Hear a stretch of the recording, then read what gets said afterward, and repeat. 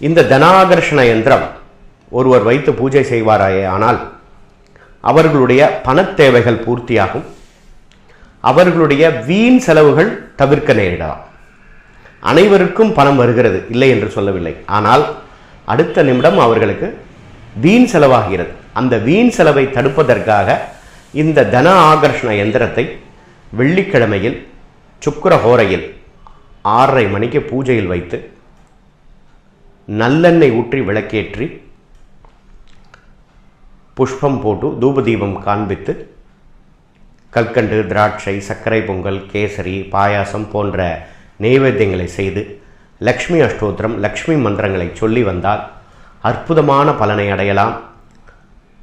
பணம் தட்டுப்பாடே அந்த வீட்டில் என்றும் இருக்காது. நிறைவாக அவர்களுக்கு தேவையான நேரத்தில் தேவையான பணம் அம்பாள் நிச்சயம் அனுகிரகம் செய்வார். நன்றி, நமஸ்காரம்.